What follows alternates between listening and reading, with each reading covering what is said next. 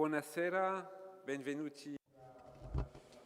Good evening, everyone. Welcome to Palazzo Farnese. My name is Christian Massé. I am the French ambassador to Italy. Today's meeting is taking place both in presence and remotely. In fact, some people are connected online, and also there is English, Italian, and French interpretation available.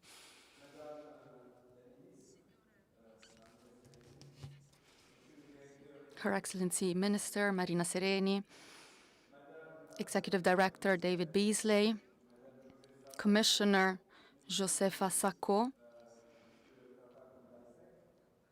and Minister Papa Abdoulaye Sek, as well as the General Giovanni Maria Iannucci. Thank you. Thank you for being here with us today.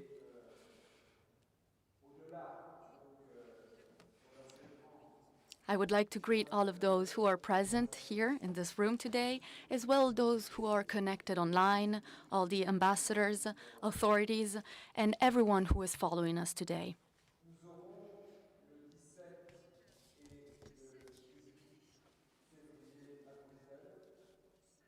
On February 17th and February 18th, there will be a very important summit that will take place in Brussels. This is a summit that takes place between the European Union and the African Union. This is one of the strongest moments of the French Presidency of the Council of the European Union.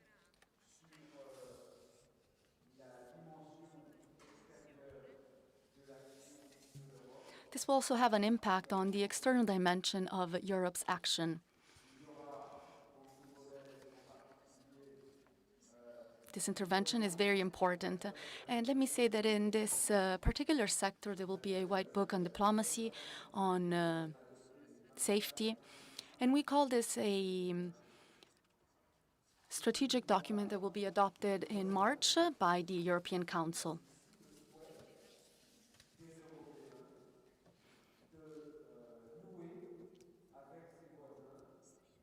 This is a way for European citizens to show their hope and desire to strengthen relationships with our neighbors, relationships of prosperity and safety.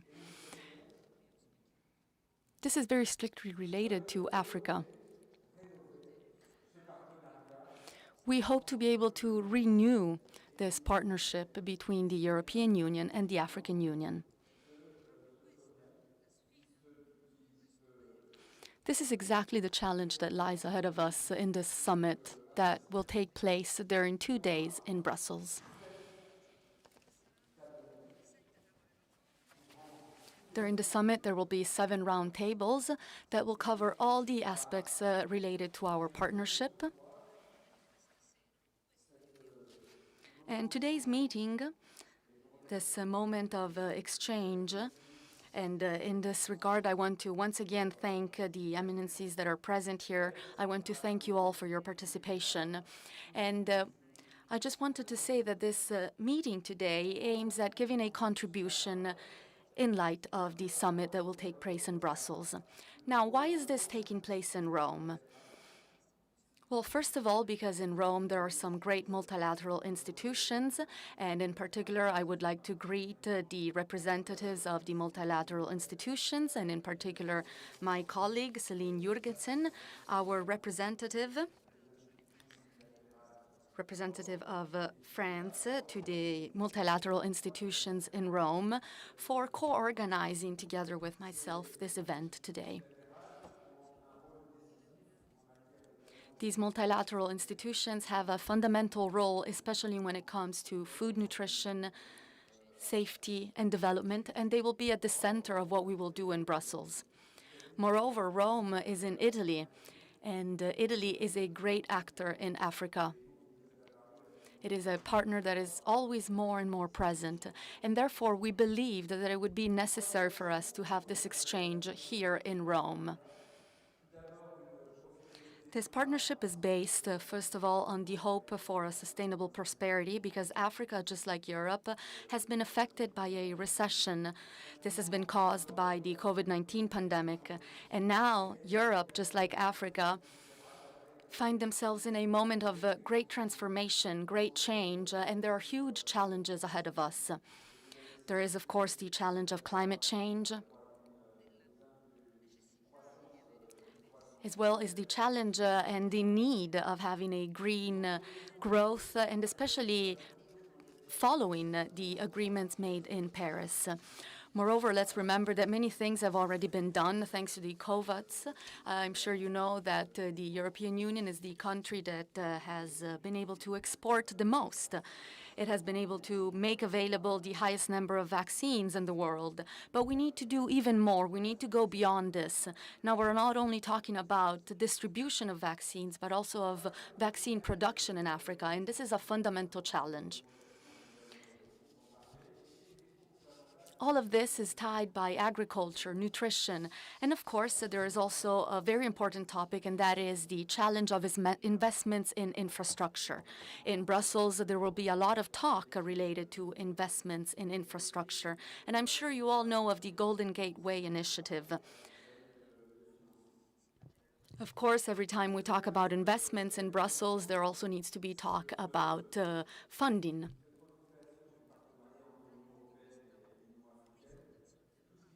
Now, a second important guideline for this renewed partnership between the African Union and the European Union has to do with people. This means that we're talking about migrations and mobility. We are fighting together.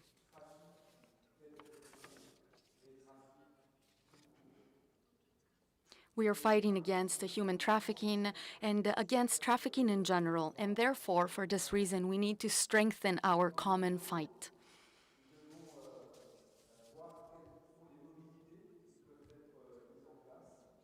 At the same time, we also need to be able to identify which mobilities we can make available for young people. I am referring to students, young entrepreneurs, researchers. So we understand that there is a huge number of people, and this requires an incredible effort when it comes to education. So education will be at the center of this summit.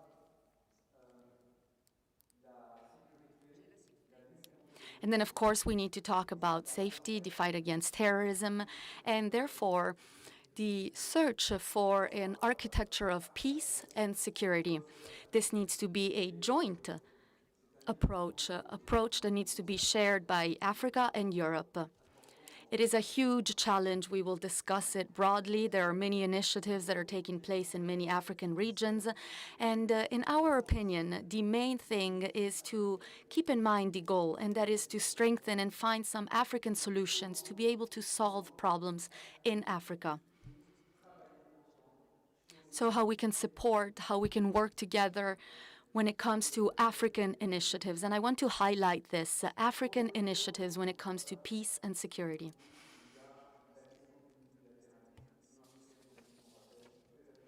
Now, of course, everything is related to multilateralism. The European Union and the African Union are very close to multilateralism. And to quote Nelson Mandela, no one alone can reach success. This is why we are organizing this summit. A summit that is being organized with some shared beliefs. Here I would like to quote David Sassoli, who used to tell us and used to focus on his desire for freedom, justice, and fraternity.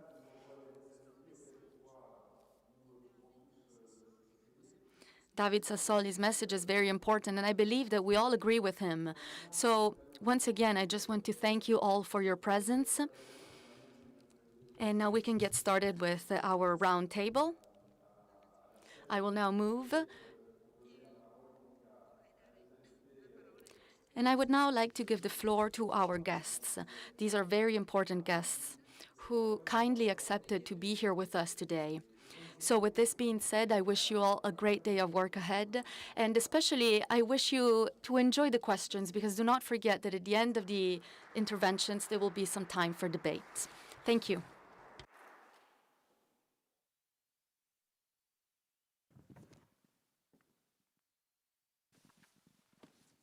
Allora, comincerò, Ministra Serena, lei.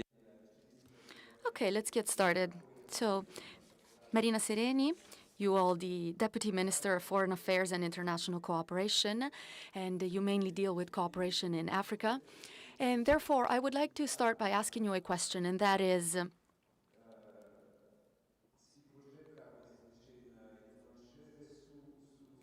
how is Italy placing itself as for this summit? How is it placing itself for this renewed commitment of your country? Now, I really hope that your microphone will work. So with this being said, the floor is yours. Thank you. Thank you very much, Ambassador Massé. Thank you very much to all the ambassadors, all the speakers, and all the guests. It is really a pleasure for me to be able to be here today for this meeting. This meeting is aimed at strengthening and renewing the partnership between the European Union and the African Union. This is an event in preparation of the summit that will take place in Brussels on 17 and 18 February.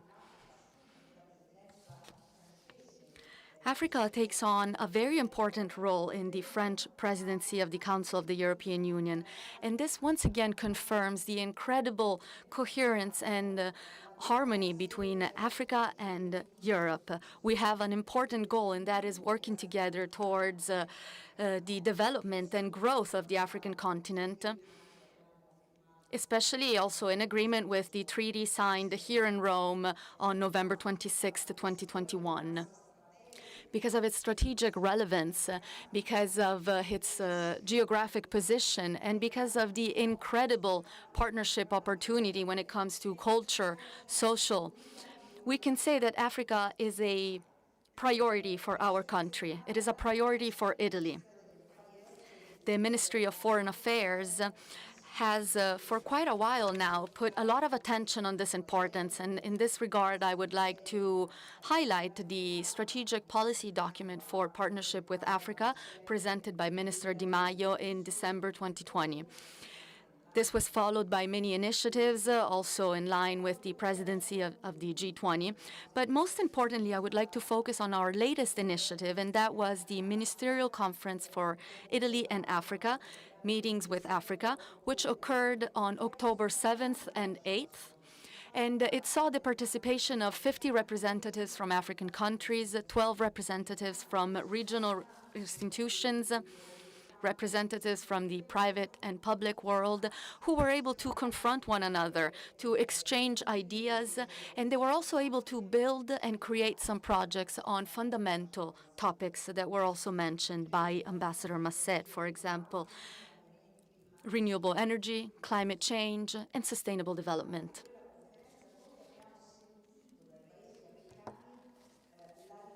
During that conference, we heard and we really felt the African request for a more and more active commitment by Europe, structured and especially based on equality. We're talking about an equal partnership based on the shared commitment of ensuring stability, well-being for the African population, for all the different components, and especially for the most vulnerable. The Italian and also European strategy is very clear, and that is to try to make sure that the resources are used for sustainable resources. Now, what does this mean? This means we need to work together, starting from the growth of the health systems. We need to be able to create new technology opportunities, to be able to strengthen the agro-industrial potential in Africa. And I am sure that some of you will speak about agriculture after I am done with my presentation. But also, I think that there is a huge potential that we can all see when it comes to African entrepreneurship, especially that of young people and women.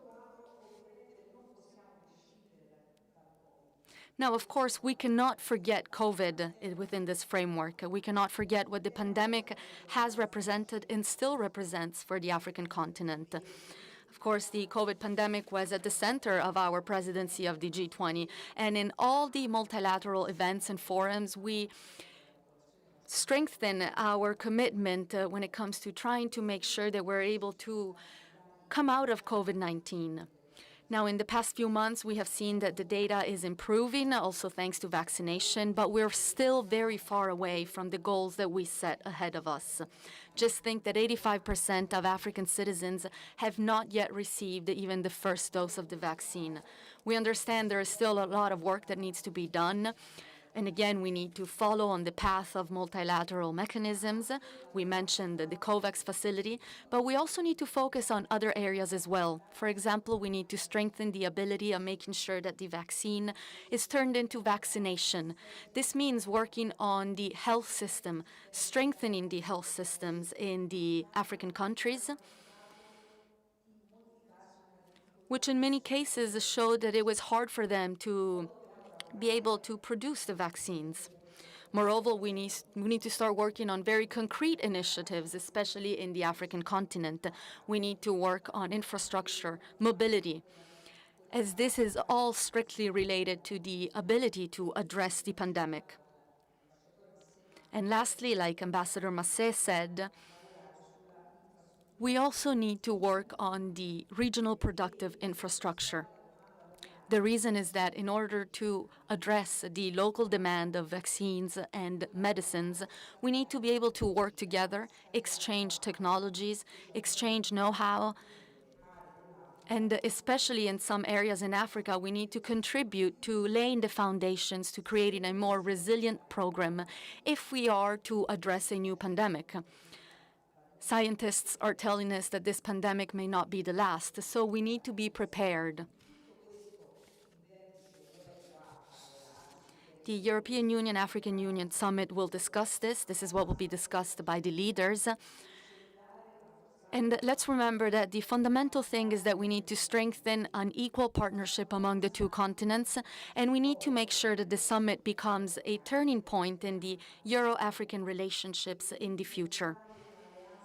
This also means we need to create a new relationship between Europe and Africa, to be able to strengthen and face together the important challenges that are ahead of us in this moment. Now, of course, the summit will not set aside the important topics of security, good governance, and that means the starting point for a prosperous and peaceful society. In some countries, the recent developments are quite concerning. There are some social and political developments in some African countries that are very concerning for Italy, for France, for the European Union, and also for the African Union. We can say that this is really an alarm signal also for the international community, because there is the risk of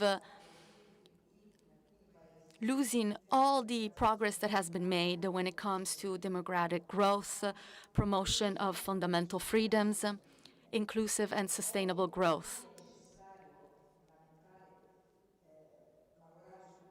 Today, more than ever, we need to work on the pillars of democracy, on the safeguarding of human rights, and most importantly, we need to be able to listen to the African communities, understand their point of view, and also include their perspective with the goal of creating safety, security, and development that is really long-lasting. So this means we need a new strategic vision, a renewed strategic vision of the Euro-African relationships.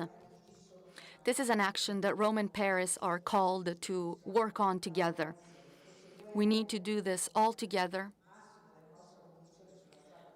We need to keep believing in the importance of dialogue, in supporting the African population, the civil society, also through our cooperation projects, also through humanitarian support,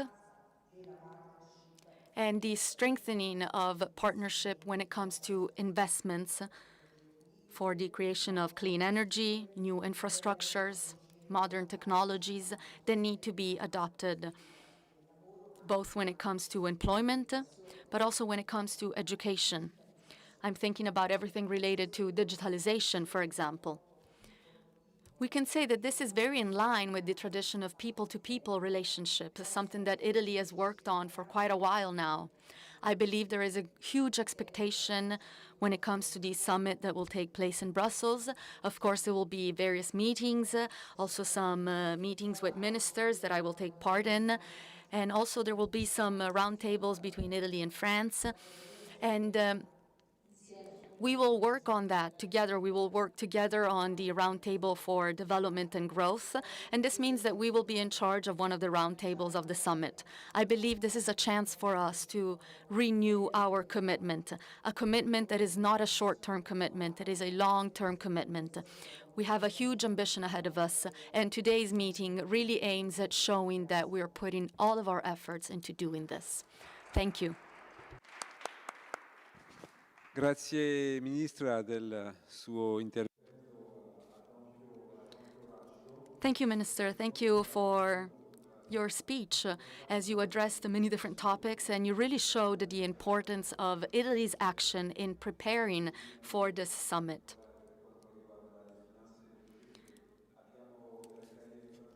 Let me say that Italy and France are working closely together when it comes to African partnership, also following the treaty signed by the Quirinale.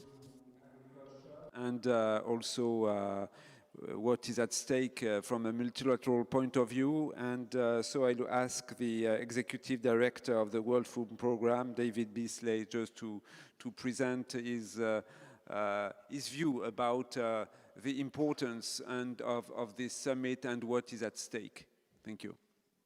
Please. Thank you very much.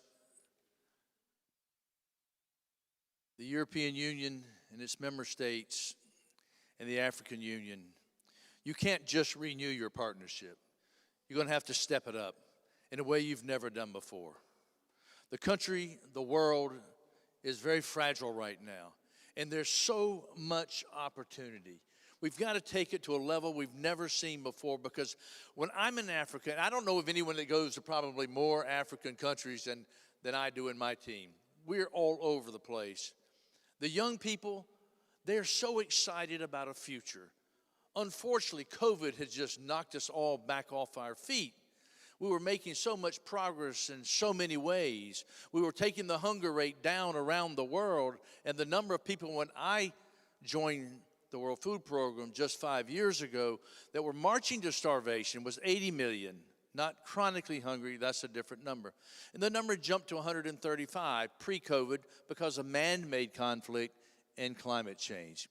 Since COVID, that number has spiked to 285 million people marching towards starvation around the world, and I can assure you that a great percentage of those are in Africa. That's the bad news.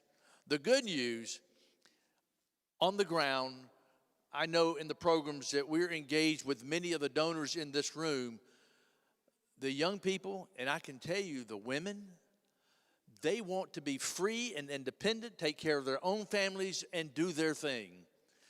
They don't want outside support. They don't want to be given fish. They want to learn how to fish. I can remember standing on a hillside with this particular woman, and she said, Mr. Beasley, because of the programs that are being implemented through you, funded by Germany, France, and other European Union nations, I am now no longer dependent on you for food for my family, but I am now feeding my family and the village, and I'm going to buy 5 more acres, and we're going to sell into the marketplace. You see, and within her innate nature is just a desire to build a stronger community. And when we go into places like the Sahel, and we complement it with a school meals program, let me tell you what happens. Migration rate drops off the chart. Marriage rate of 12 and 13-year-olds, for example, drops off the chart. Teen pregnancy drops off the chart. Recruitment by ISIS, Al-Qaeda, Boko Haram drops off the chart. And you can economically quantify. So if you're not going to do it out of your goodness of your heart, then you better do it out of your national security interests. You know, we feed 125 million people on any given day, week, or month. We survey people all the time. They don't want to leave home. But if they don't have food security and any degree of peace, they will do what any mother and father would do, and they will leave. Last year, There were 40 million people internally displaced, and for the first time, I believe in my lifetime, 30 of them, 75%, was because of climate change. You know, people don't want to leave home, but we've got the tools to invest that will give people hope and opportunity. I can give you example after example on how we have been taking advantage of your support to give security in the most climate-affected areas in Africa, for example. Just in the last few years, our beneficiaries have rehabilitated over 3 million acres of land.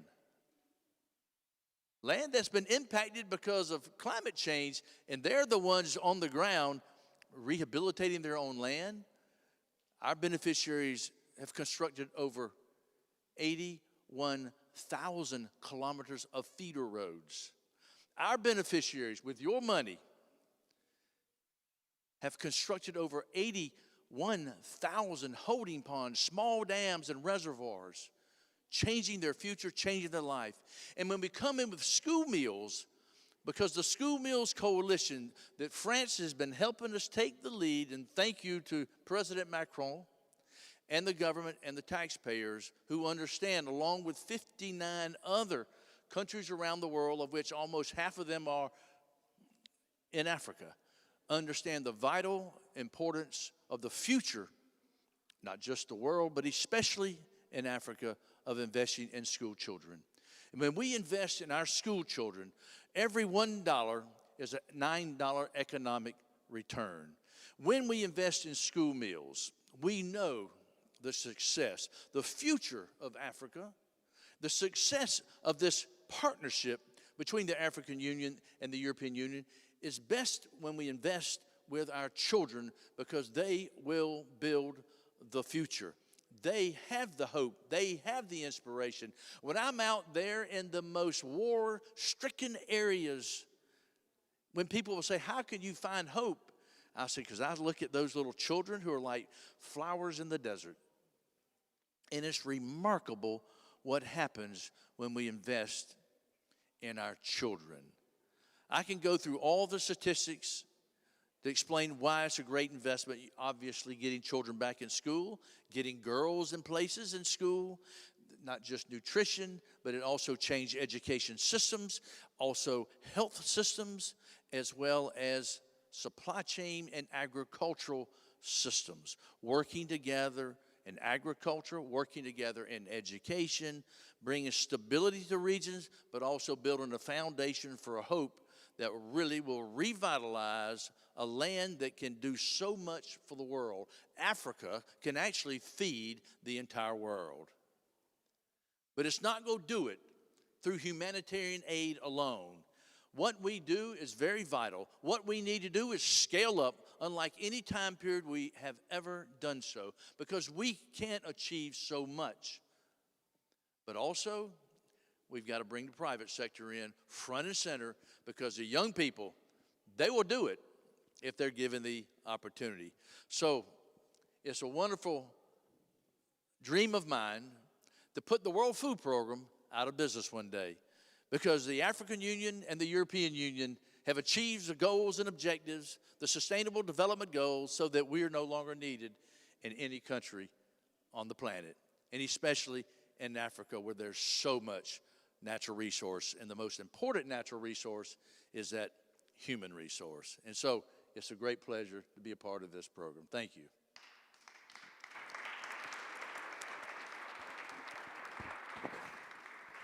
Merci beaucoup, Monsieur le Directeur exécutif, de votre plaidoyer.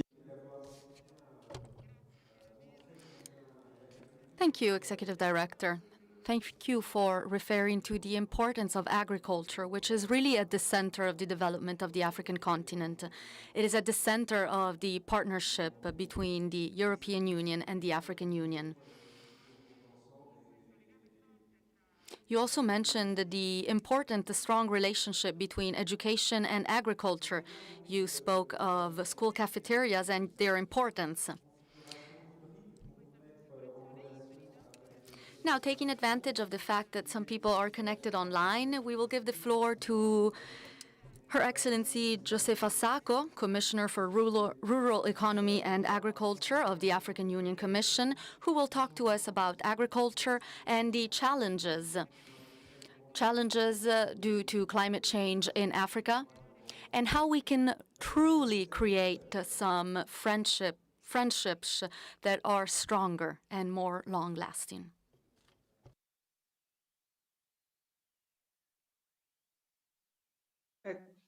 Thank you, moderator Palazzo, for giving me the floor.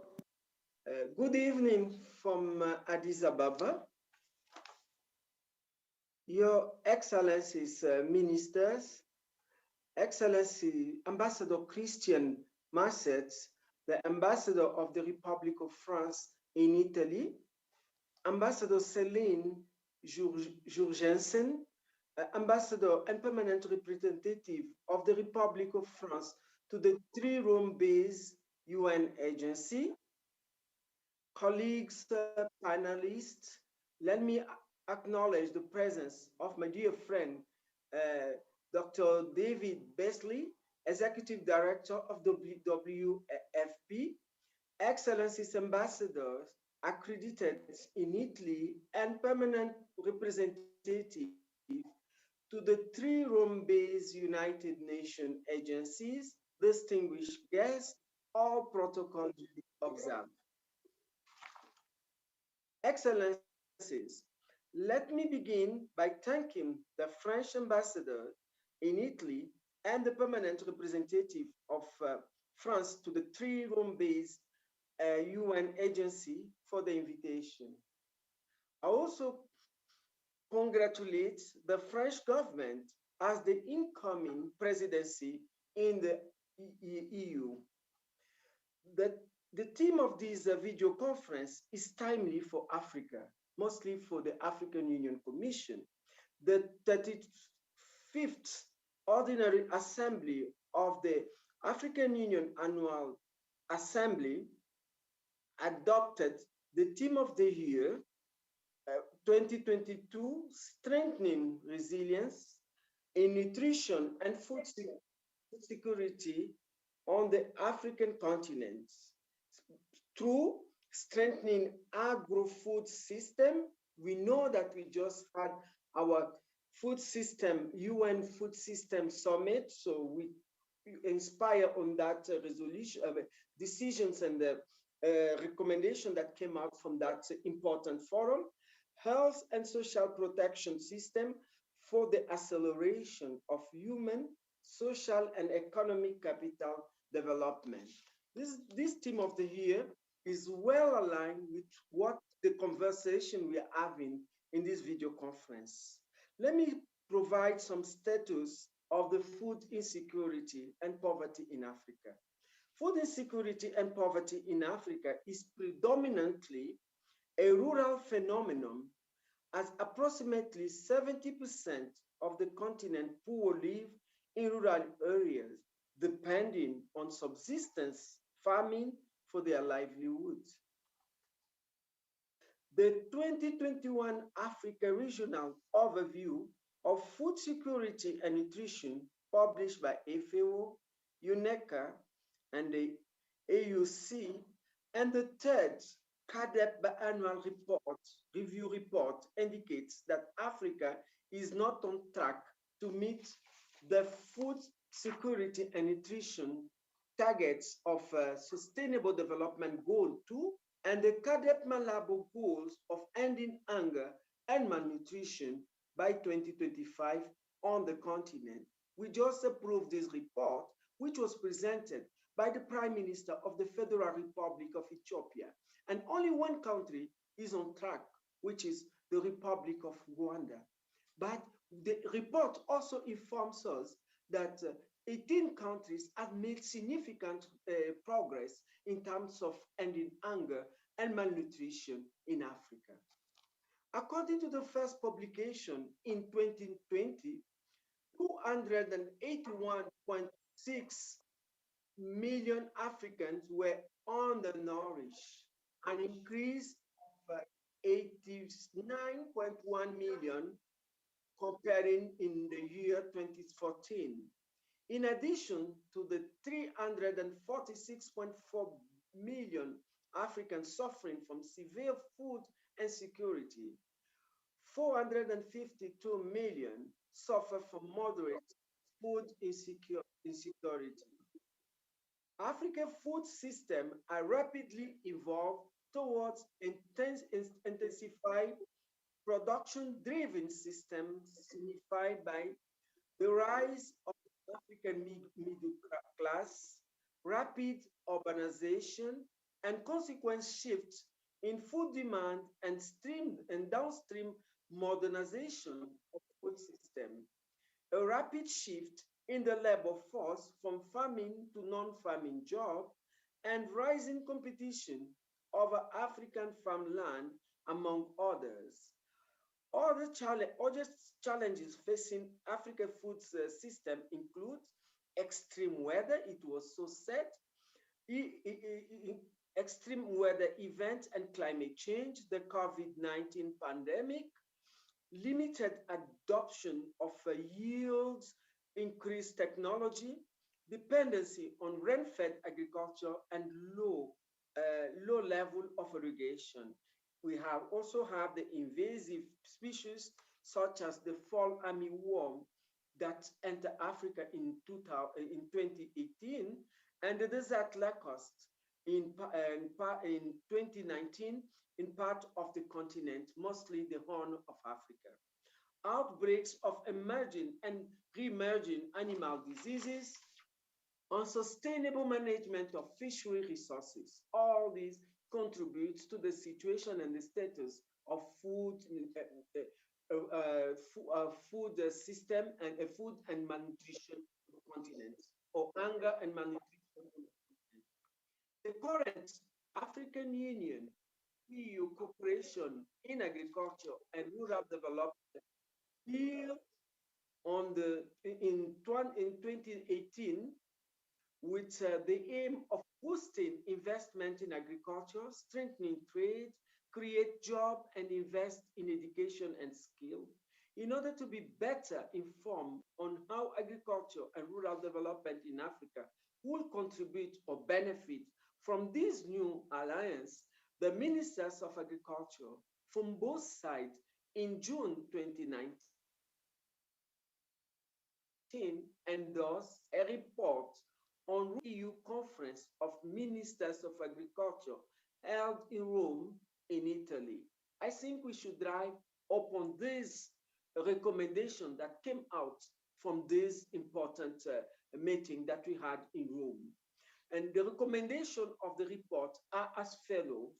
Instead of us to invent the wheel is already there. Recognize the new reality of Africa and Europe as a global partners on an equal footing, and that each region must steer its own development. Two, agree that the solution to agriculture will be found beyond agriculture through a territorial approach to rural development and the widest sense, in the widest sense, no more silos. We should coordinate each other. Stressed the importance of good policy as the key to developing the agri-food sector and rural areas. And here, Europe and Africa can draw on their rich capacity and experience, and four, demonstrate that farmers and the food industry are in it together and should work hand in hand to take on the new opportunities that the African continental free trade areas offer, and also build the regional market needed for Africa's long-term food security. The report identified four strategic pillars of African Union and EU cooperation in agriculture. One, a territorial approach for income and job creation, sustainable land and natural resources management, and climate actions. So three, sustainable transformation of African agriculture. for development of African food industry and food market. While it is important to strengthen our partnership along these strategic pillar and priority actions identified in the report, the impact of COVID-19 on African agriculture, rural development, food and nutrition security call not only for accelerated implementation of the CADEP, which is the continental agenda for sustainable agriculture transformation. These imply inclusion of additional action in our partnership, including number one, facilitating access to quality inputs and input services such as seeds, mechanization, irrigation, and fertilizer, so as to increase productivity and production, expanding nutrition-sensitive intervention, such as scale-up food fortification. At this juncture, I would like to tell you that we passed a decision on scaling up fortification, food biofortification during our summit. Expanding homegrown school feeding program in Africa can help achieve goals related to education. It was said by my friend David, health and nutrition, social protection, and agricultural development and rural development by establishing nationally one sustainable homegrown school feeding program as a key strategy for pandemic recovery in support of human capital development. This is the theme of the year, and community resilience in the African continent, enhancing control of animal diseases, mainly the peste de petit ruminant and the Newcastle diseases that affect small ruminant and poultry that can have significant impact in reducing food insecurity and poverty, especially in rural poor. The African Union Commission, with the support of the EU, has developed policy framework, guidelines, and strategy to support the implementation of the above mentioned action, as well as those in the rural transformation report. We therefore look forward to a renewed commitment of the EU through our partnership for achieving the Cadet Malabo goals and targets towards meeting the Agenda 2063's goal of the African we want. I thank you for your kind attention. Merci beaucoup pour votre attention. Muchas gracias. Muito obrigada. Thank you very much, Commissioner, for this quite exhaustive picture that was extremely useful ahead of the summit. Maintenant, je vais passer la parole à Papa Abdoulaye Seck. I would like to pass the floor to Mr. Papa Abdoulaye Seck, the Ambassador of Senegal to Italy, former Minister of Agriculture.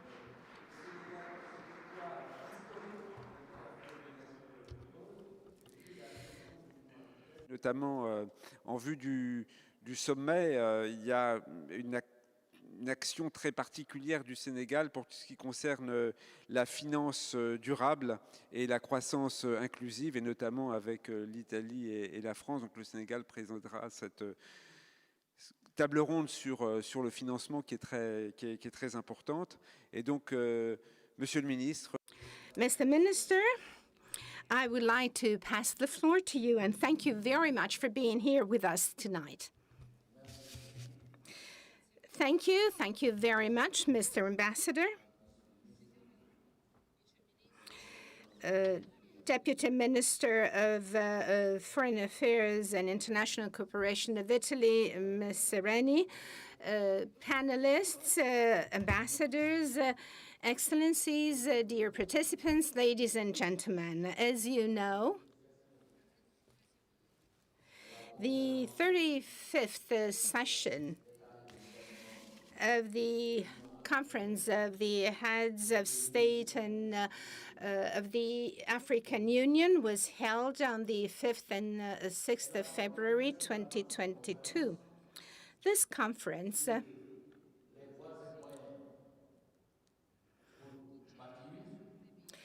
was focused on the means and ways necessary to build and guarantee resilience in terms of food security in the African continent. And I may say that this is a sort of call, a pressing call to reflect all together to try and understand how it would be possible to transform the African agri-food systems. This is a transformation that should allow us to make these systems far more effective and efficient as well. They should become more resilient and more sustainable. And lastly, let me say that they should become far more inclusive. So this means, to be quite clear, that we cannot feed Africa in a sustainable way and in the long run just focusing on production. What does it mean? It means that by increasing agricultural production in Africa, we would never be able to reach a sine qua non, so to really feed the African continent. The situation is far more complex. And why is it? Well, it is so because the main question would be, we must feed the African continent, or let's say the world. We should feed the world without destroying it. And that should be made possible to what we should define as the actual rising of a new agricultural civilization. This civilization should be resting on interdependence and on a clear, positive interplay between man and nature. This, in my opinion, is the main pivotal point. We certainly can have supply, but we would continue to be faced with malnutrition because an agricultural supply must be structured, must be regulated.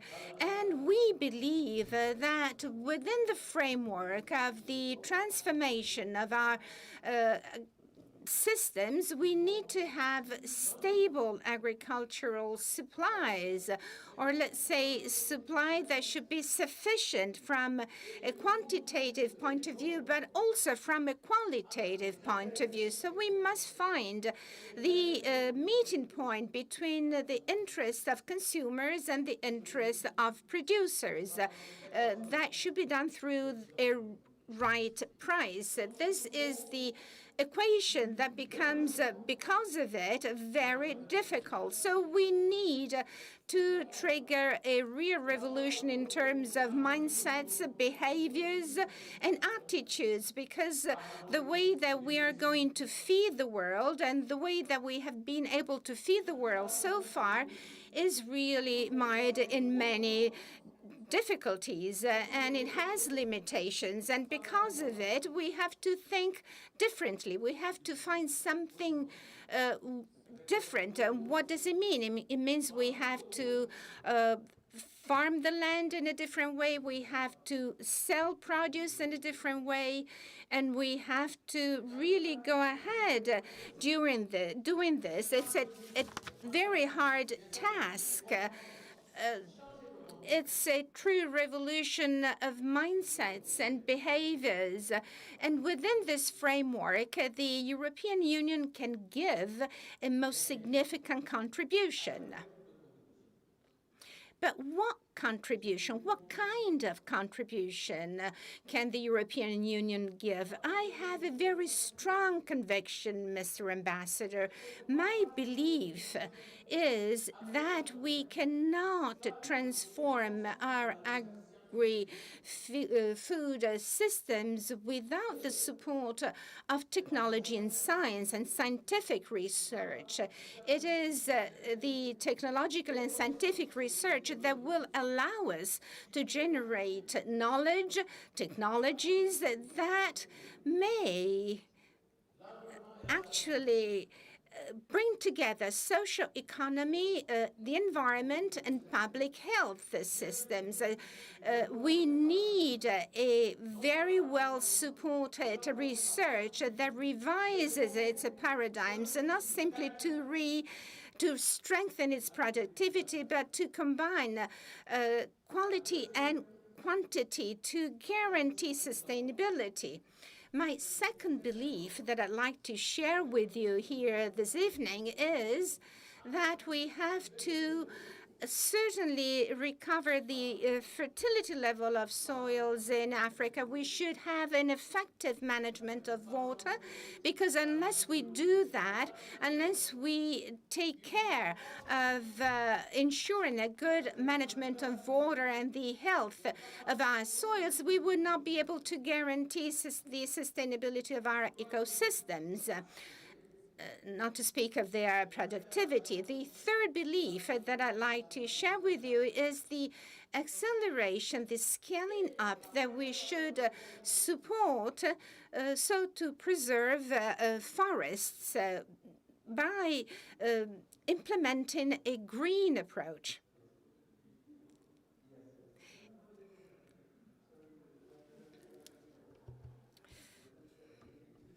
As a pressing commitment right now and pressing appointment as a media appointment, yes. So please. Knock it out. We can applaud the executive director and thank him for.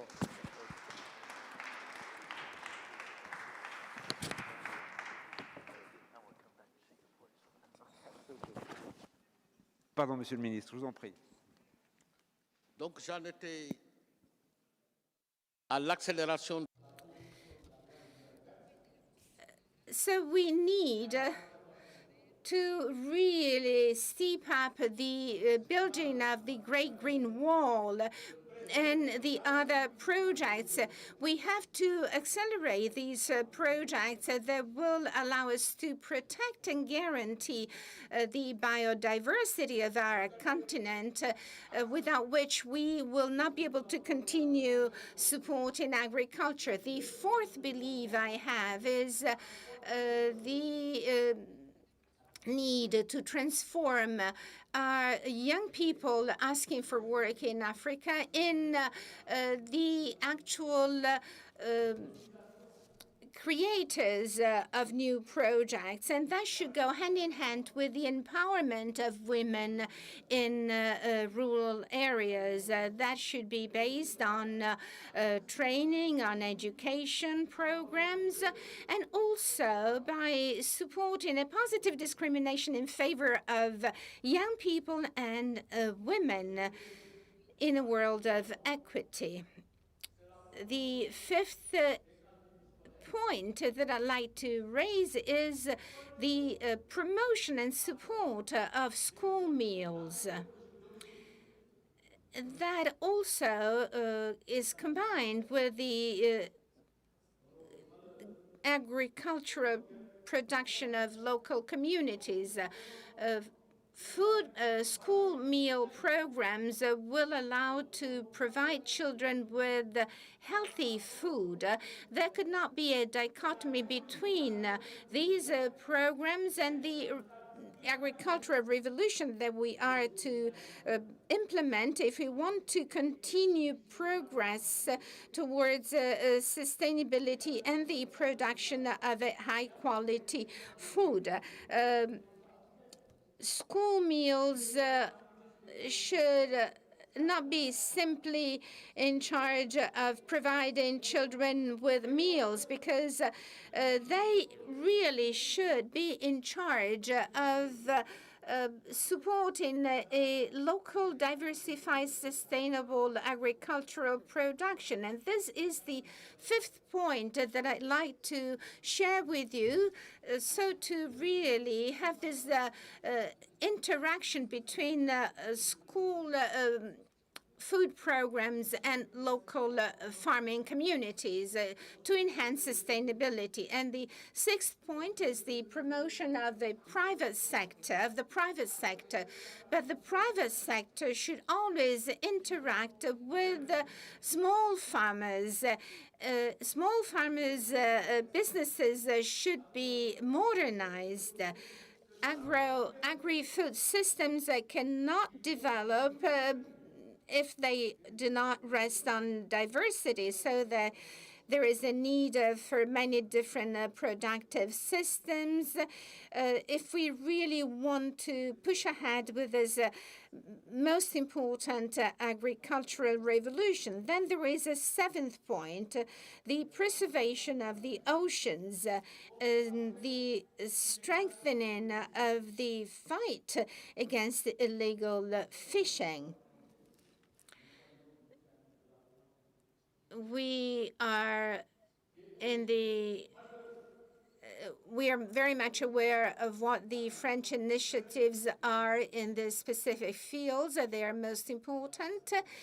And we really need to have a rightful management of fish resources and the preservation of marine areas. Then we have come now to the eighth point, that is the challenge of climate and economic change. This is a point that cannot be done away with if we want to guarantee sustainable systems. Agriculture cannot develop where there is no peace. Peace is a productive factor in agriculture. Conflict areas certainly see an increase in food insecurity. We cannot talk about food security unless we talk about what is all around it. So agriculture can become a most important factor for peace. And now, approaching my conclusion, I'd like to thank France for inviting us here today, and I'd like to thank the two ambassadors here for inviting us. But I'd also would like to congratulate with France for the presidency of the Council of Europe. And I'd like to pray that the Marabout who made us win the African Cup will pray for France so that you will be able to win the Cup of a very successful French presidency, for the great happiness of the French people, the Europeans, and I'd say the world across, because we have to work together to save the world. Thank you, Mr. Minister. We will certainly win this cup. It will be a shared victory. Thank you for this interdisciplinary discussion on the agricultural revolution that is necessary for the African continent, as well as with the other many themes you've raised.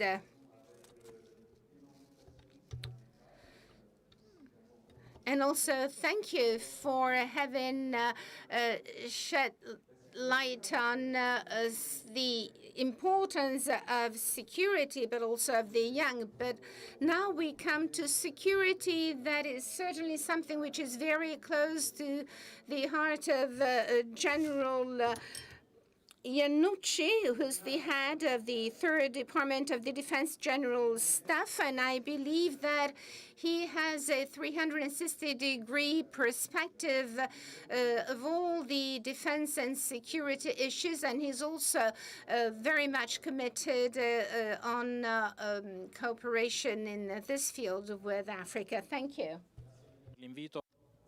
Thank you, Ambassador. Thank you for inviting me here, and thank you for this initiative. Of course, I want to thank you in particular, but I also want to thank everyone who contributed to the organization of this event. Also, thank you to those who spoke before me, because I believe that you were all able to highlight the complexity of the African situation. Also from the point of view of someone who deals with security. Now, I don't think I could have been better introduced. I actually wrote down a few key words. And one of the concepts that you concluded with before me is that peace and security are productive sectors. They are the starting point to be able to ensure a sustainable development and also to be able to ensure a future for the African continent. When it comes to those like me who deal with safety and security, we can say that Africa is a bit like a puzzle. It is a huge problem when it comes to complexity. The reason being that, geographically speaking, Italy and the Mediterranean represent a breach between two very diversified worlds. We're talking about Europe, which of course has a lot of diversities, but it is able to ensure the well-being of its population. And then there is the African continent. In some way, we are now considering the African continent as a whole, but at the same time, it is very diversified, and it is a very fragile continent. When I said, you are right, Africa is one of my priorities, I did not mean this just because we are geographically close. Now, let me tell you that from my point of view, being the political director of defense, I am not that concerned with migration flows, which I do believe it is a problem, but I think it is more of a problem of techniques. I am more concerned with a long-term vision, so understanding the strategic problem. So, for example, I am very concerned with the demographic imbalance. I am very concerned with the fact that if we're not able to ensure safety and security, and therefore if we're not able to ensure the preconditions that allow people to live in a decent way, then it will not be possible, and there will be no military tool that will be able to ensure peace and prosperity. So we could say that the only possible solution, and this is something that I've heard many people say this before me, is that we need to share common solutions. The solution for Africa needs to go through joint solutions that we develop with Africans, with the different populations, with the different nations, even though these populations are very different from one another. Now, this is one of the reasons why we tend to focus when it comes to the African continent, and obviously remembering the mistakes that we have made, we try to focus on cooperation plans. The reason being that we want to be able to develop together with the countries, together with the institutions that deal with safety and security, we want to be able to make sure that they themselves are able to identify what they need. Of course, we provide support, but we want them to be able to plan and ask themselves, what are the skills that they need? What are the abilities they need? Now, in the various things that I wrote down, there are some adjectives that you all repeated, and that is stability, safety, sharing. Now, I would like to introduce a few new words, and that is fragility and complexity.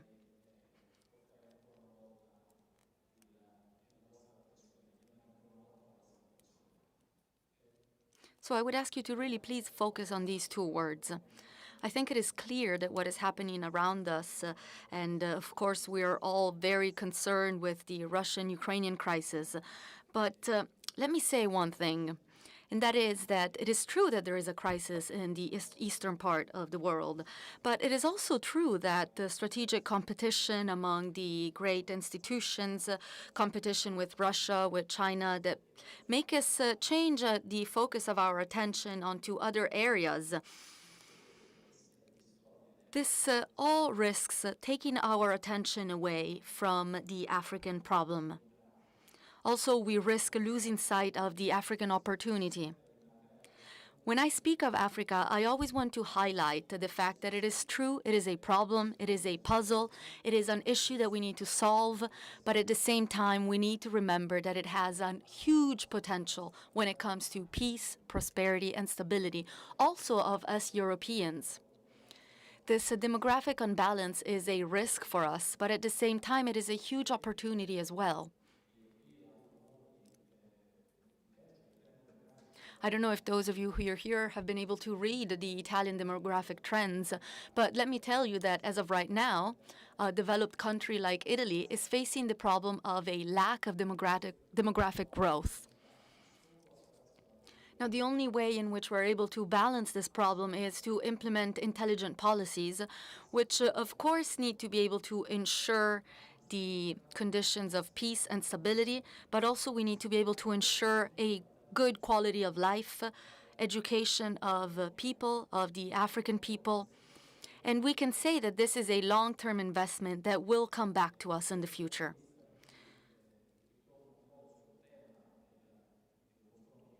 So going back to today's topic, why was I so happy to receive the invitation to be here today? Well, the reason is that Italy and France are already working a lot. There are many initiatives that we are working on together, many initiatives in some regions. And for example, you spoke of the treaty from the Quirinale. Now, let me say that obviously I'm very happy of all of this, but I do also think that maybe defense is one of the sectors that benefits the least from all of this.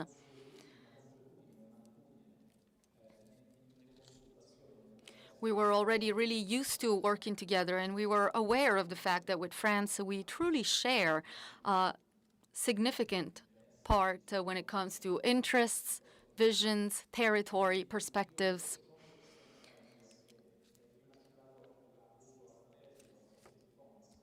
You spoke of the strategic compass earlier.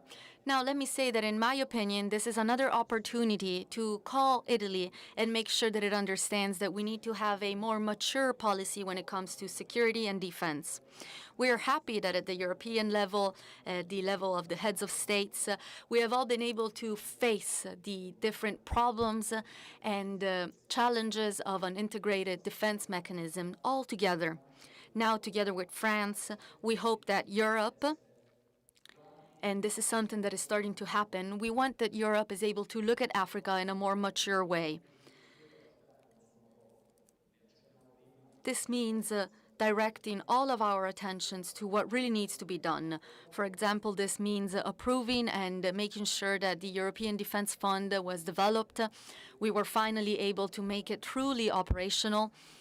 That means that we were able to give some funding, financing, also supporting the activity of us military people.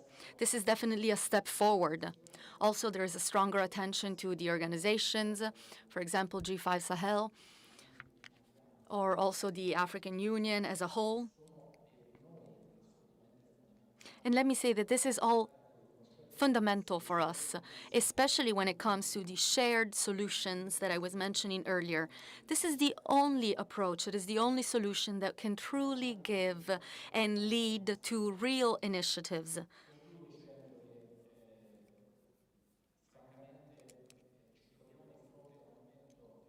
Now, let me wrap up by saying that as of right now, we are in a moment in which we military people say that we are in a moment of a window of opportunity. Now, so far, I spoke as a European, but I want to try to place myself on the other side of the Mediterranean, and even if just for a brief moment, I want to try to look at things as if I were a person living in the African continent. Now, in doing this, I want to say that it is very important to be able to offer some speakers. We need to be able to take the initiative and especially take advantage of this window of opportunity ahead of us. The crisis around us will definitely take our attention and our resources away from the problem, and probably it will also take away the will of the international community to focus on Africa. And this is why I truly believe that the African countries have an extraordinary potential, and we need to be able to understand this potential. The African people need to be able to convince all those countries, all those people who are not geographically close to the African continent, and therefore who do not really understand the strategic relevance and importance of the African continent, especially when it comes to global balance. Thank you very much, Ambassador. Quindi Thank you. I wish to thank all of our panelists that have touched upon many different items, and I believe that we certainly now have a very complete, exhaustive scenario for our incoming summit. We still have some time for some questions, if there are any from the floor, or also if any of the people that are following us on online would like to do so. My name is Frisha Thomas. The General and the Vice Minister could answer them. The first one is, the other day on Italian television, Pope Francis spoke about the lagers in Libya. And the European Union gives millions in euros to support the Libyan Coast Guard to keep migrants, to take migrants back to Libya. Is this something, I mean, given what Beasley said, the money should be going for food or education for children. Is this going to be discussed at the summit? Is it something that the EU and Africa would like to see stop, or are you going to continue it? That's the first question. Second question is for the General. You mentioned Ukraine. There's a lot of attention. Macron right now is in Kiev, I believe, and attention on Russian military moves. Instead, not many people are talking about Russian mercenaries, the Wagner group, I guess, in West Africa and other parts of Africa. How much is that a concern for EU? Maybe also the ambassador would like to answer, how much is that a concern for France? Thank you.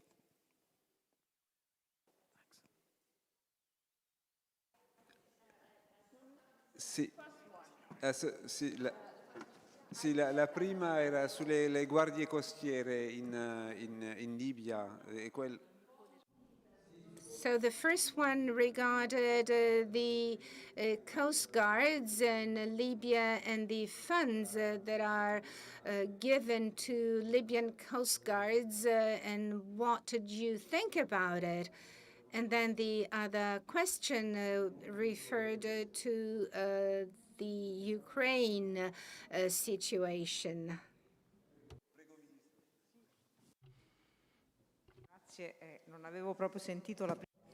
Thank you. Sorry, I completely missed the first part of the question. You heard that you were talking about the school feeding programs, so I was a bit confused. Anyway.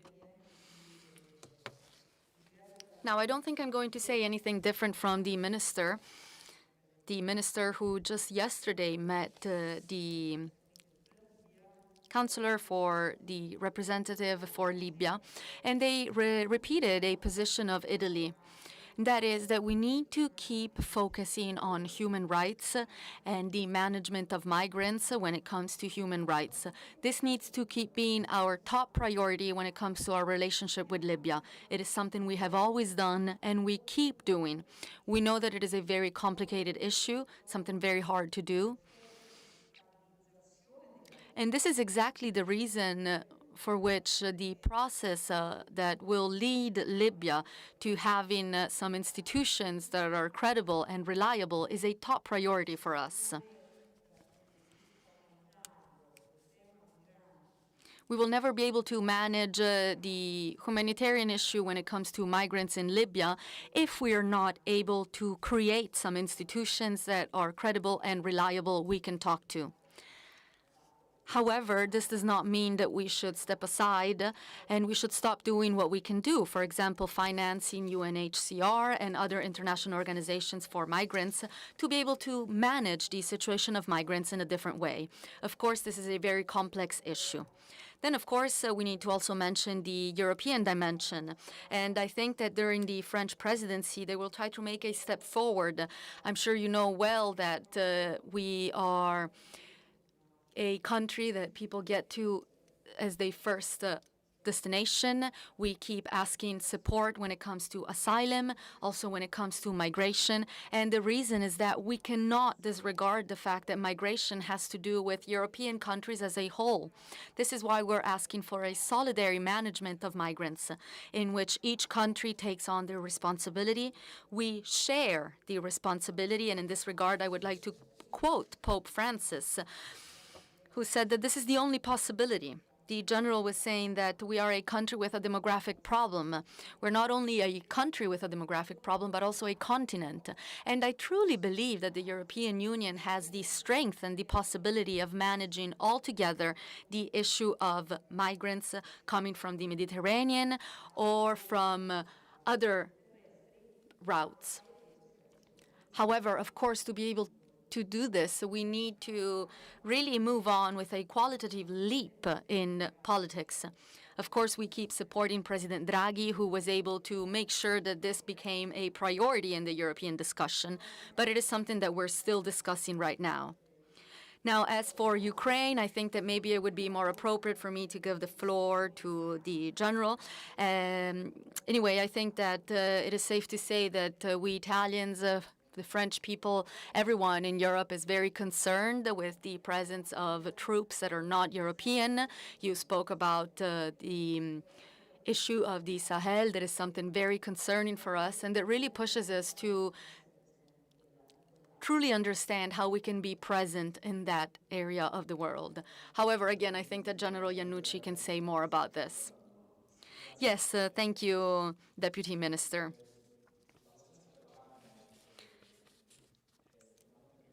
Now, let me say that we're very concerned with the presence of Wagner, and the minister spoke about the presence in the Sahel, also mentioning the recent entrance into Mali and the agreement that has been signed not too long ago, and that seems to question the possibility for us, for the coalition, and also for the European Union and the same United Nations to be able to move forward with their operations and interventions to support that population and that country.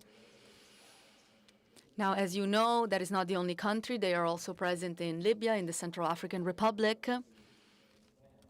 However, what we're more concerned of is not the presence of safety, but the use of this society. We are very concerned with the fact that Africa is in some way used as a territory that needs to be a geopolitical conflict, and especially as a territory that is used as a conflict among great powers. So, of course, the presence of Russia. But also when it comes, for example, to speculation, we are very well concerned with the lack of stabilization that may come from this company. Also, this company is managed by mercenaries, people who seem to not know any rules when it comes to common behavior, anything related to international norms and policies, and therefore it is a harmful society, as it can be also used to be able to gain parts of the territory and therefore increase the influence in the African territory. Now, I'm sure I'm not the one to have to come and explain this to you, but it is very clear that the Russian approach is different from the Chinese approach. However, we can say that all these approaches that do not put as a priority the goal of looking for a common solution for the African countries is something that really concerns us a lot. I think that this is a shared concern. We have never seen mercenaries contribute to peace and stability. In this case, there is a whole record, a whole list of actions of violence, and every place in which Wagner passed by, there was an increase in lack of stability. And also there has been an exploitation of resources.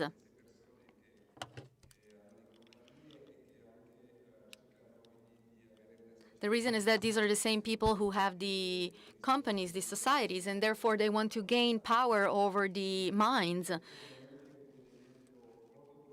So, of course, this is something that is really concerning for us, and especially all the propaganda that comes around this is something that really makes us lose track of stability. Sì, nostro ambasciatore. Our ambassador from Austria, please. Thank you very much. The European Union and the African Union don't only have a common name with the Union, but they also have a common vision, namely to have a single or common market. My question, since there was a lot of talk about agriculture, the new African Continental Free Trade Area, can that also be a game changer for the agricultural sector in Africa? And connected to that, to the cooperation of the EU and the AU, to implement the free trade area, of course, it needs a lot of steps and enablers. Where can the European Union be of service? The ambassador of France mentioned connectivity. Traditionally, Africa was connected to the outside from the colonial times and not so much connected in itself. And the second question I would have is on food waste. I understand it is a preoccupying issue in Africa. And the question is there any technology out there, a leapfrogging technology like cell phones were, to connect a continent? Is there anything like off-grid solar to enable cold storage or of any kind to be able to reach the markets better so that the food waste can be reduced in Africa? Thank you. Thank you so much. Je crois que c'est la première question. This is certainly a question that maybe the minister would like to answer. How, what it entails for agriculture in particular and how we can support. And second, it's about food storage, obviously, which is a major issue. Je vous en prie. Moi, je vais répondre dans le désordre.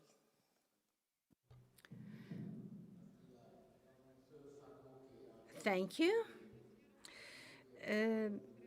Commissioner Sacco may be able to talk about the free trade zone with certainly more competence, but I would like to make a comment in this respect. In Africa, nowadays, we have seen very major steps forward also in the rural area. We see that agricultural digitization is becoming a rather remarkable reality in Africa. I was Minister for Agriculture in my country, and we had to use cell phones to talk with farmers and producers and tell them when they should actually sow or when they should till the fields. We used cell phones to communicate, to inform them about the most interesting markets where they should focus on. And as regards production, we used mobile phones to support them in a way that they could be aware of the right prices. It was a lot of information that we were able to exchange through mobile phones. And also we used cell phones in regard with climate change because we were able to recommend the use of certain techniques to to reduce the risks for farming and for crops. For instance, the wrong use of some seeds. We have been able to constantly be in contact with our farmers thanks to the mobile phone technology. We also have a major project that we are conducting with FAO that is exactly focused on digitization of information. It does not only concern agriculture because information is a strategic input. In agriculture, if we have the right information, we may have the right seed. So if we have all the right inputs, but if we are unable to make the right decisions, then these production factors will go to waste. So I'd like to reassure you that we are not only seeing the growth of digitization across the continent, but also many projects with FAO in West Africa. We are now implementing the agricultural digitization project because it may contribute to what I previously defined the green revolution. We also spoke of solar energy technology. We have many small farmers and small farmer business that already implement solar cells. So this has allowed farmers to use their resources as to their benefit. Also, the use of water has improved. So thanks to solar energy, we have been able to gradually increase the level of mechanization in African agriculture. So we have many other forms of renewable energies that are being implemented nowadays. But we need a lot of energy if we want our agriculture to be competitive. But we have to be respectful of all the questions related to quality. We spoke of waste disposal. Well, nowadays we have many technologies that can transform waste, and non-drinkable water can be transformed. Many researchers, many scientists are working at progressing along this path. Water, non-drinkable water, recycled water.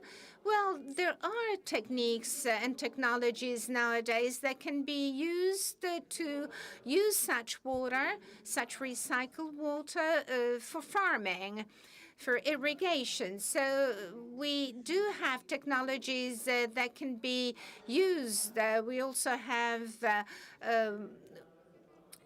many different kind of technologies that can be used and that are actually being used in Africa. I will not get into the details, and I hope I have answered your question. Commissioner Sacco, about FTA and agriculture. Thank you very much once again for giving me the floor. And it is very passionate to talk about the AFCFTA because this is really an opportunity for us to achieve the goals of ending poverty and ending hunger. As we are all aware that Africa is not yet industrialized, and majority of the intra-African trade are from this sector, agricultural products and services in Africa. 75% of the trade, the inter-African trade, is agriculture and agricultural service. So this is really an opportunity for us, to leapfrog this potential of the African free trade area. But there is still a lot because it's just last year that the operationalization of this zone came about. So there's a lot of things. We are working with our partners, mostly the EU, in order to look at the regulations, how you people do it very well in Europe. We want to, drive upon your experience, lesson learned. And we are also having a very important project with the EU which is the sanitary and phytosanitary project. This will be, it will be very important because we are pretending to go to building, recognizing regional and continental labs in order for us to go, make sure that the commodities that we are trading is safe, So we are combining, it was said here, the issue of post-harvest loss and post-harvest and food safety. So with this, we will go through the CPC so that SPC, so that we can go and have our own Pan-African laboratory to capacitate our member states for this type of business. And it's also advantageous because we have some commodities that we export, like coffee, cotton, and other like cashew nuts. So this is really an avenue because it creates work, and we will need to also to invest a lot in infrastructure. The connectivity in Africa is really a challenge, but we are already looking at all these issues so that we can have a fruitful, AFCFTA. Concerning what was saying about digitalization, like my dear brother, Ambassador of Senegal, said it, and very rightly, where is, agriculture digitalization is really operating in Africa in many countries. Senegal is one of them. The Kenya, you have it in Kenya, in Uganda, you have it in Gabon, is working very well because farmers have access. It is true we need to bring energy. That's why I said there is an issue of infrastructure, both new energy infrastructure, water infrastructure, roads, storage facilities in order to avoid the 40% of post-harvest waste that we are having on the continent. All these issues, the African Union is looking at it very seriously. And another initiative that I would like to really share with you is under this FCFTA, we have the initiative CAP, which is the Common Agriculture Agro-Park. This is an initiative that our member states ask us to go and have food reserve. We are just we're not even coming out of the pandemic. We are just experiencing the period, this cycle of the pandemic, and we saw that most of our importation markets were all blocked because they wanted to do their own food security, food sovereignty or food reserve in this area. Mostly when we talk about rice, in Asia market, we could not have access to import rice and to feed our population. That is why this initiative CAP will be really very, very important so that we can have our own food sovereignty according to the geographic or the ecology of each region, and we are working on that. We have the support of Afreximbank, and then we are trying to engage with the African Development Bank to join us in this initiative so that we can have food reserve and go into food sovereignty. I submit. Thank you. Thank you very much, Commissioner. Quite clear. One very, very last question. The very last question. Please. Khalid Atlassi, ministre conseiller à l'ambassade du Maroc à Rome. Tout d'abord, je remercie les panélistes pour leur excellente intervention. Donc, First of all, let me thank all the panelists and all the speakers for the incredible interventions. Now, I would like to start by focusing on the title, the Renewing the Partnerships.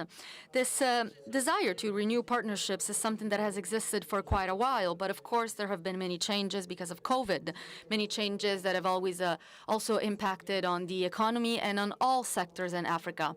Then, of course, we also need to mention climate change.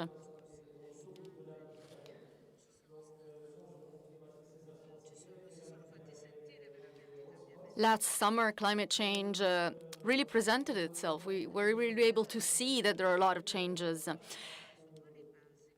Now, we talk about renewing our partnerships, but based on what?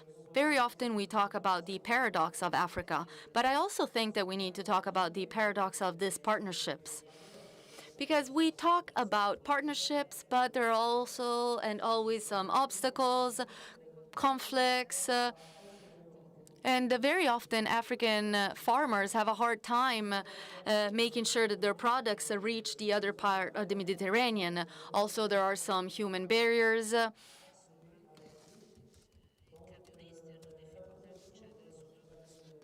Also, entrepreneurs, businessmen, and even taxi drivers have a hard time reaching the other coast.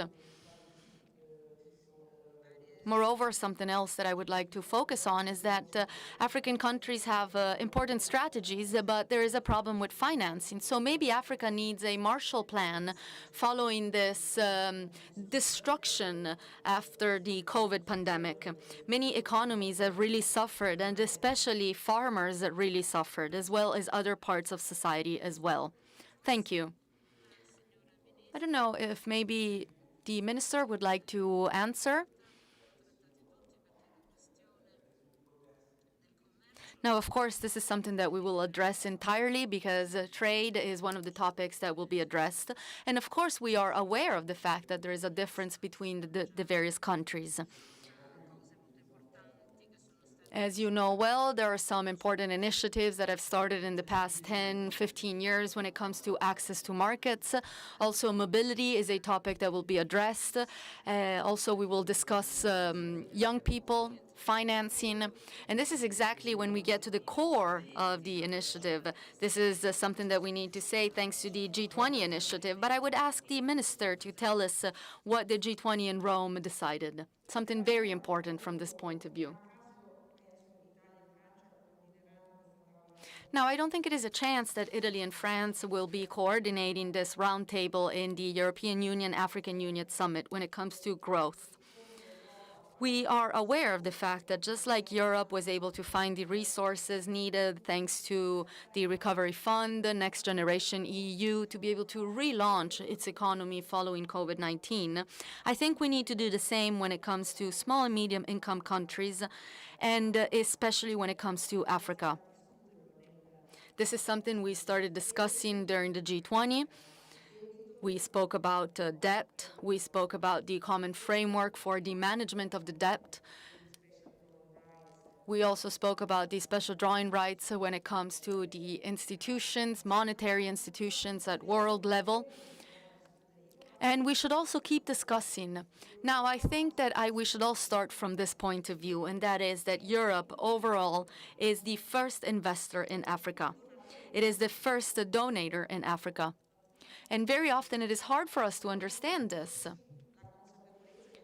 We seem to not be aware of this. We seem not to know that the European Union is the main donator in Africa. We are the main investor in Africa. This means the member states of the European Union are the main investors, and therefore we definitely need to and can do more. Of course, this is something that we will discuss during the summit. We will try to understand how we can strengthen our commitment also when it comes to economic and financial cooperation. There is this initiative for the infrastructures, the Global Gateway, that will be launched with the summit. And therefore, we see that there is a desire and the will to increase our commitment, also financially speaking. But I also think that it is very important to focus on the commitment of the private sector, something that the ambassador from Senegal mentioned earlier. There is an interest of the entrepreneur European world, and especially Italian, because this is what I am aware of, and there is this growing interest in working with Africa. Everything that we discussed tonight, digitalization, sustainability, renewable energies, these all have to do with different areas of interventions in which we can mobilitate the public resources, development banks, the budgets of the European Union, but we can also start mobilitating private resources. So we can create partnerships, and our experience during the latest ministerial conference was that we were able to see an ever-growing interest in the business-to-business world. So we see that there is a margin for growth. I think that the free trade agreement in the African continent will truly help this process. Of course, there are some obstacles, We will also need to discuss these obstacles, and we will need to understand how to overcome them. But let's not forget that there are also a lot of opportunities. I think this should be the main message of the summit, and that is that renewing the partnership between the European Union and the African Union is based on the fact that we have an opportunity for common growth. Sustainable development is a bet, it is a challenge, but it is also an opportunity for growth for both continents. Donc nous arrivons à la fin de cette... We have come to the end of this meeting. I would like to give a round of applause to all of our panelists. And just as regards the conclusions, I would like to ask the three panelists to take the floor. First of all, Ambassador Sacco for the presidency of the European Union. Then, of course, Commissioner Sacco. And then Ms. Celine Jurgensen, who's the permanent representative of France to the United Nations. To you, you have the floor.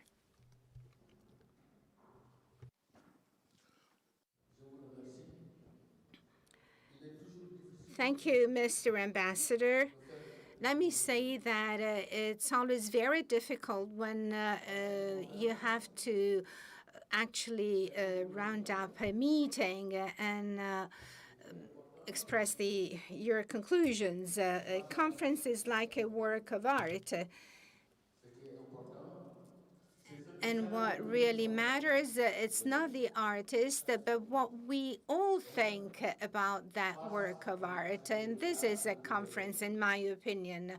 Now, looking at this work of art, I would like to share with you my thoughts. And obviously, I realize that there is a very wide array of opinions in this respect. But first of all, I'd like to say that we have to be able to invent a cooperation,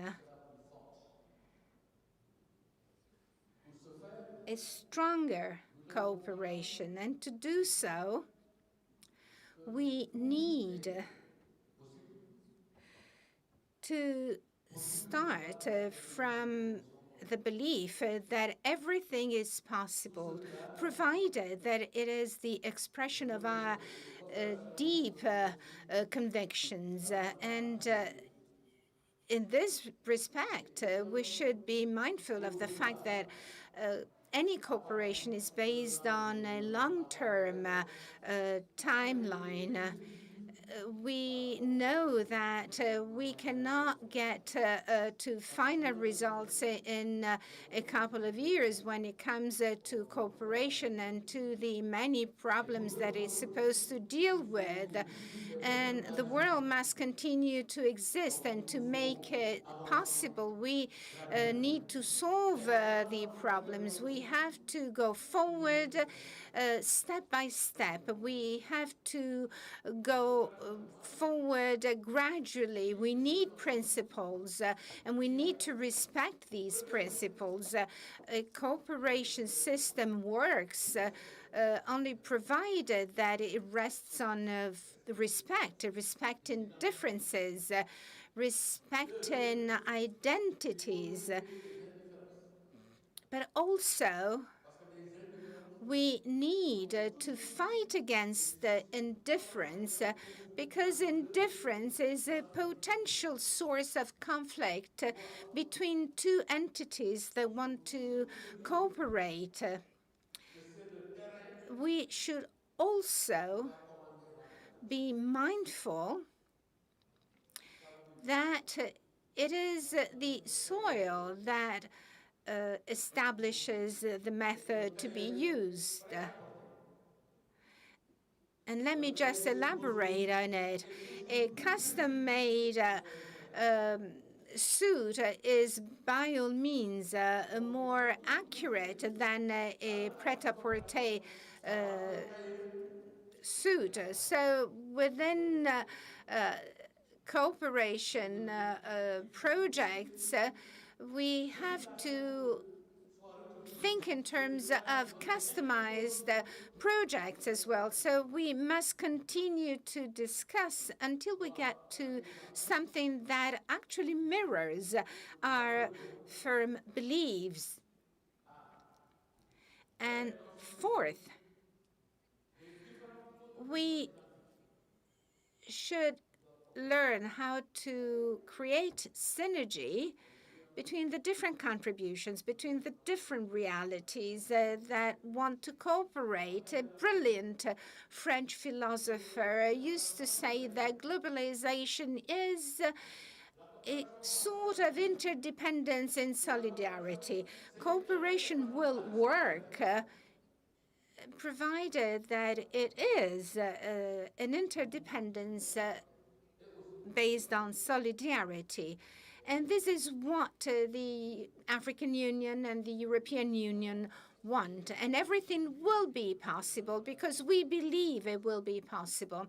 I can tell you that His Excellency Marcel Frère, the President of the Republic, will do its utmost to strengthen the African Union and to diversify the partnership between Europe and Africa.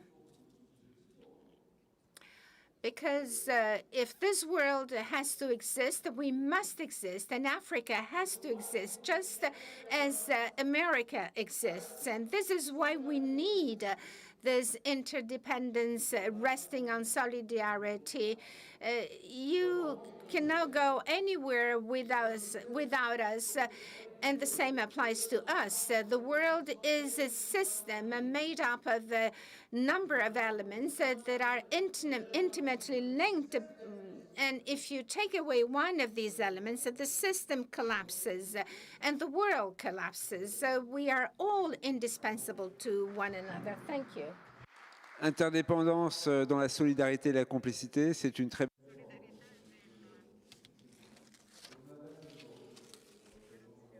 Now, interdependence and solidarity and cooperation is a great image. Today, the European Commission is in Dakar. Thank you. To the Holy See.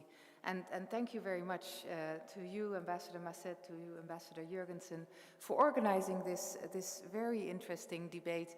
Indeed, and where you see, as Ambassador Sek said, it's not one size fits all, it's complex.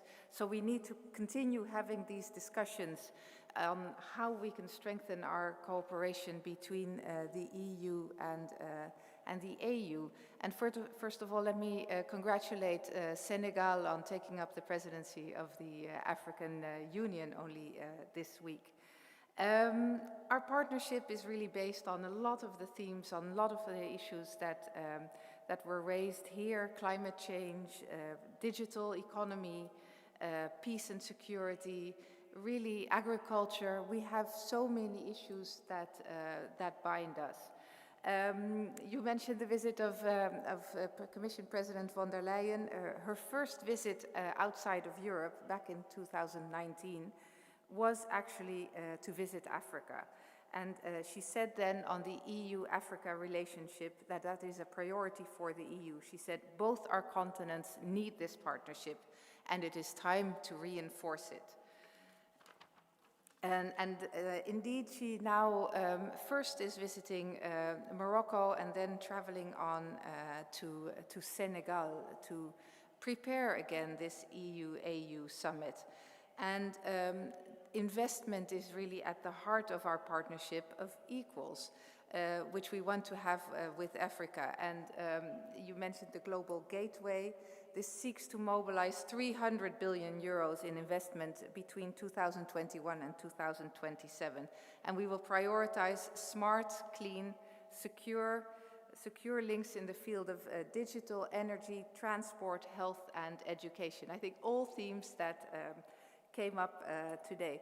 Let me focus on multilateralism because I think that's where we really, I feel that I should take up the issues discussed at the summit. And again, here are both our foreign ministers from the AU and EU met last year in October in Kigali. and pledged to really work towards more converging positions in the multilateral fora. And they agreed to work to ensure that multilateralism prevails within the rules-based international system, with the UN at its core. And for us here, that translates to the Rome-based agencies at its core. And we've spoken about phytosanitary regulations. It is so clear that their multilateralism and working together in the multilateral area really is the way forward. We need to agree on common standards to actually facilitate that trade and investment that we are promoting here today. So let me say, I'm sure, the President of the European Council, Charles Michel, will host the EU-AU summit in Brussels. There is already, the whole week, there is a business forum, a virtual business forum taking place, again, focusing on promoting investments and commercial links between the two continents. So I think there's really a lot to build on in the summit, and through this kind of debates that we should continue before but also after the summit. So I'm very much looking forward to that and to work together with all the colleagues that I see here in the room in the Rome-based agencies going forward. Thank you. Thank you so much. Et maintenant, le mot de la fin pour Céline Jurgensen. Merci et bonne soirée à tous. Merci beaucoup. Merci, cher Christian. Thank you, Ambassador. And on behalf of the Ambassador, I would like to thank you all. I'd like to thank our panelists and all of our participants. I recognize many friends in the audience, and I would also like to extend my thanks to those that have stayed with us online. We certainly have been very pleased to hold this meeting just a few days ahead of the European Union and African Union Summit that will certainly be inaugurated by Jean-Michel, as the ambassador said a few moments ago. I'd like to go back to the figures. Over 300, almost 300 million people in the world are suffering from food insecurity. This is at the basis of the common challenges that we must face up to, together with climate change, malnutrition, instability. However, these figures also talk a lot about the many cooperation opportunities. That this is a call to action to take every and all opportunities to transform problems into solutions. And this will be certainly one of the goals of the summit, based on sustainable growth, agriculture, and nutrition. But we also spoke of investments, infrastructure, digitization, innovation. Then there is a second axis that is people, mobility, education, young people. And the third axis is security, peace, stability, and cooperation to fight against any form of destabilization and fight against the disinformation. We spoke diffusely about agriculture and nutrition and food. Commissioner Seko spoke of the strategic value that these sectors have for the future of our planet. We are in Rome, that is at the heart of multilateralism. We have to deal with all of these issues, and the pandemic has reminded us that these issues are at the very basis of all the challenges that we have to face up to nowadays. So we have to promote a sustainable kind of agriculture, respectful of our ecosystem, and also we've heard about it. we need to promote a kind of agriculture that allows us to unite without destroying each other. We also spoke about food and school meal programs. These are very important programs, not only for children, but also for the economy, for the small farmers, for local communities and their economy. We spoke of the Great Green Wall Initiative, which is one of the issues on the summit agenda.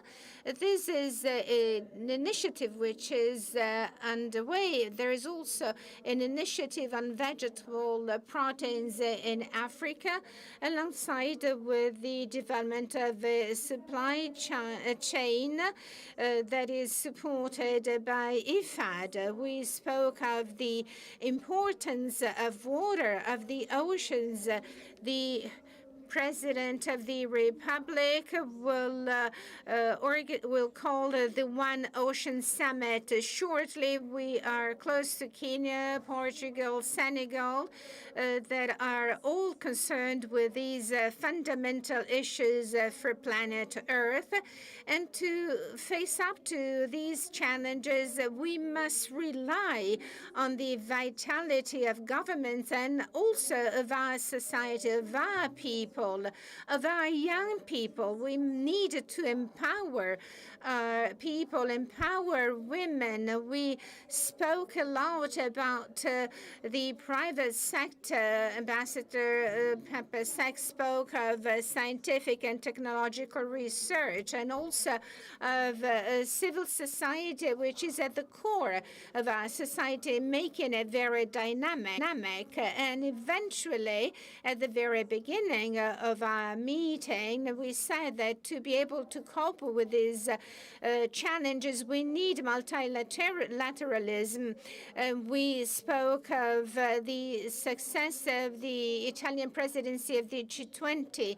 Our German friends have the presidency of the G7. So we need this bilateral cooperation that must grow stronger. We need the UN. We have the UN representative here in Rome. We need them for multilateralism to make it effective, to enhance and uphold international standards that are in the interest of all of us, and to defend the dignity of human life and of all people in the world. I will go back to the call, to the pledge of Mr. Bisley that asked us to rethink the relationship between our continents, but also to strengthen our partnership, recognizing the challenges and the opportunities that we may give our young people, because it's the young that are looking towards the future. Thank you.